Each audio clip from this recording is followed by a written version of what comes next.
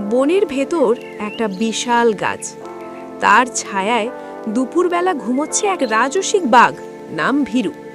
গর্জন এমন জোরে যে চারপাশের বাতাসও থমকে যায়। সব প্রাণী দূর থেকে দেখে, কেউ তার কাছে যাওয়ার সাহস করে না। সেই সময় গাছের নিচে একটা ছোট্ট ইঁদুর দৌড়ে যাচ্ছিল। নাম তার মিনি। দুষ্টু, কৌতূহলী, কিন্তু খুব মিষ্টি মনের। খেলতে খেলতে হঠাৎ মিনি গড়িয়ে পড়ল ঠিক বাঘের পিঠের উপর। বাঘ ঘুমের মধ্যে নড়ে চড়ে উঠল, তারপর চোখ খুলে গর্জে উঠল, কে সাহস করলো আমার ঘুম ভাঙাতে? ইঁদুরটা কাঁপতে কাঁপতে বলল, বাঘদা, দয়া করে রাগ করো না, আমি ইচ্ছে করে করিনি, খেলতে খেলতে হঠাৎ পড়ে গেছি।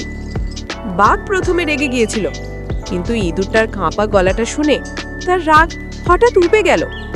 ও মৃদু হেসে বলল, তুই তো আমার নখের সমান ছোট, খেয়ে কি করব? যা, তুই যেতে পারিস।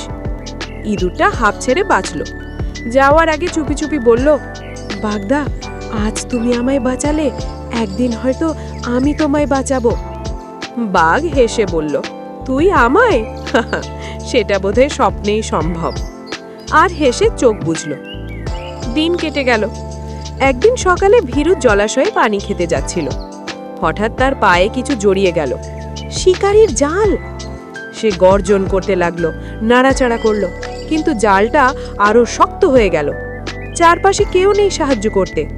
আকাশে সূর্য ঢলে পড়ছে, ভীরুর চোখে আতঙ্ক। ঠিক তখনই দূর থেকে একটা ক্ষুদ্র শব্দ, বাঘদা। ভীরু তুলে দেখল, মিনি দৌড়ে আসছে।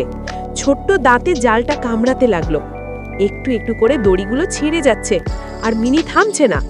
তার দাঁত থেকে রক্ত বেরোচ্ছে, তবুও কেটে চলেছে। অবশেষে জাল ছিঁড়ে গেল। ভীরু মুক্ত। বাঘ চুপচাপ তাকিয়ে রইল মিনির দিকে, তারপর চোখে জল নিয়ে বলল, তুই সত্যি করলি মিনি।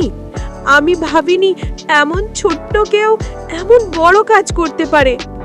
মিনি হেসে বলল, বাগদা, বড় ছোট নয়, মনটা বড় হতে হয়। ভীরু মিনিকে নিজের পিঠে তুলে নিল, বলল, আজ থেকে তুই আমার বন্ধু মিনি, আমার পিঠেই তোর জায়গা। সেই দিন থেকে বনে দেখা যেত বড় বাঘটা হেঁটে যাচ্ছে, আর তার পিঠে বসে আছে ছোট্ট ইঁদুর মিনি। বাঘ খাবার ভাগ করে খায়, মিনি ওর কানে কানে গল্প বলে। ওরা যেখানে যেত জঙ্গলটা যেন একটু বেশি হাসত। একদিন বনের রাজা হাতি ওদের ডেকে বলল, তোমরা দেখিয়ে দিলে শক্তি আর দয়া একসাথে থাকলে পৃথিবী সুন্দর হয়। ভীরু হাসল, বলল, আমি শিখেছি বন্ধুত্ব মানে আকার নয়, হৃদয়। আর মিনি গলা উঁচু করে বলল, একটা ভালো মনই পারে বাঘের বুকেও আলো জ্বালাতে। সেই থেকে আজও যখন রাতের বনে বাঘের গর্জন শোনা যায়, জঙ্গলের প্রাণীরা বলে, ওটা রাগের গর্জন নয়, বন্ধুর ডাক।